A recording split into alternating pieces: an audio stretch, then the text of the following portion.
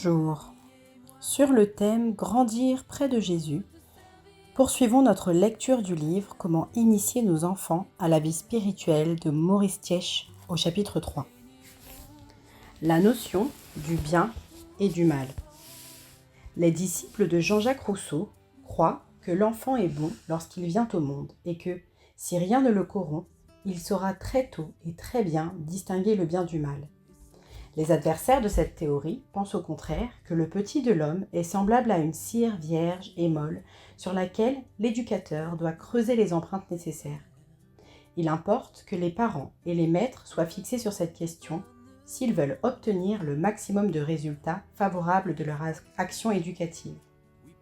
Si la notion du bien et du mal est innée, naturelle, il suffit que l'éducateur veille à sa conservation.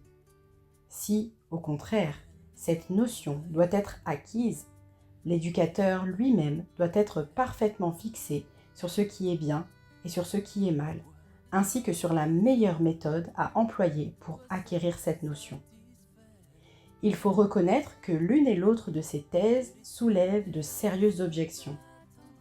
Si l'enfant est capable de discerner le bien et le mal dès sa naissance, ou du moins dès que les premières lueurs de connaissance se sont montrées chez lui, on est en droit de se demander comment il se fait que cette notion soit si précaire, si sujette à caution et qu'elle puisse être surprise si souvent en flagrant délit d'erreur. Si, au contraire, l'éducateur doit inculquer cette notion, on est effrayé à la pensée du choix qu'il devra faire entre différents systèmes philosophiques, sociaux ou religieux dont les tendances sont souvent fort opposées. Chez certaines peuplades, par exemple, on a l'habitude de tuer les vieillards, soit parce que, devenus inutiles, on ne veut plus les avoir à charge, soit qu'on veuille leur épargner les infirmités de la vieillesse. Chez les Occidentaux, une telle pratique serait monstrueuse et criminelle. Un éducateur consciencieux ne peut s'appuyer en toute quiétude ni sur l'une ni sur l'autre de ces deux explications de la conscience morale. S'il doit la créer par ses enseignements, il sera torturé par la crainte de se tromper. S'il s'agit au contraire de favoriser le développement normal de notions innées et en somme instinctives, il sera désemparé presque à chaque instant par la facilité avec laquelle son jeune élève s'écartera du droit chemin. Il est rare que de deux théories aussi diamétralement opposées, l'une soit tout à fait juste et l'autre complètement fausse. Mais il ne faudrait pas se laisser aller à rechercher la vérité entre les deux, car la moyenne de deux théories fausses, si tant est qu'on puisse la trouver, ne saurait être vraie. Il faut donc rechercher une troisième explication de la conscience morale.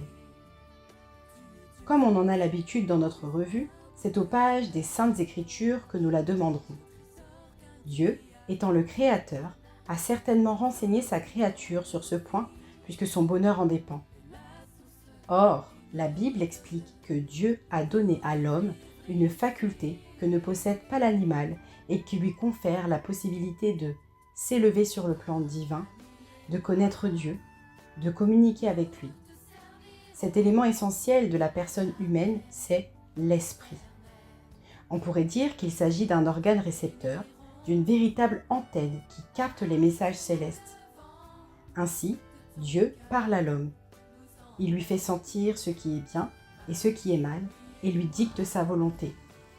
Si l'homme est réceptif, s'il prend garde à cette voix qui lui dit « tu dois faire ceci et tu ne dois pas faire cela », s'il agit en conséquence, il peut être certain d'être sur le bon chemin.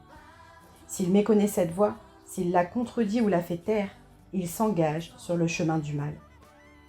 Dieu parle ainsi même aux enfants, en sorte que la tâche essentielle de l'éducateur consiste à préserver et à développer en eux cette précieuse réceptivité. Une bonne santé, des exemples dignes d'être imités, des précepteurs qui se gravent dans la mémoire et les habitudes la favorisent particulièrement.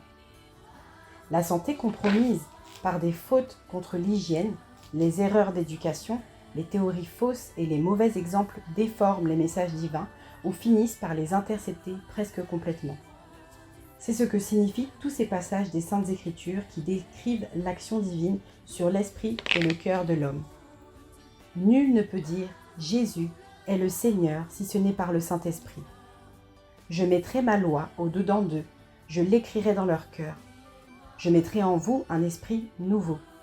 Nous sommes son ouvrage, ayant été créés par de bonnes œuvres que Dieu a préparées d'avance afin que nous les pratiquions. Toutes ces déclarations mettent en évidence l'influence constante de l'Esprit de Dieu, guidant l'homme attentif vers les activités conformes à la volonté divine, donc vers le bien. Si les éducateurs voulaient bien s'inspirer de ces quelques principes, ils s'efforceraient avant tout de préserver l'intégrité des voies par lesquelles l'Esprit de Dieu peut agir sur la pensée et sur le cœur. Ils surveilleraient dans ce but la santé de l'enfant. Ils lui inculqueraient le goût et l'admiration des choses de la nature, le respect du divin, le sens du sacré, l'habitude de la prière, cette ineffable communion avec Dieu, le tout illustré et soutenu par le bon exemple. On sera souvent étonné dans ces conditions de la facilité avec laquelle l'enfant saura choisir sa voie, s'orienter vers ce qui est bien, se préserver de ce qui est mal. En conclusion, la Bible nous dit dans Deutéronome 6, versets 6 et 7 : « Les commandements que je te donne aujourd'hui seront dans ton cœur. Tu les répéteras à tes enfants, tu en parleras quand tu seras chez toi, quand tu seras en voyage, quand tu te coucheras et quand tu te lèveras. » Je vous dis à bientôt et que le Seigneur continue d'être notre guide pour l'éducation de nos enfants.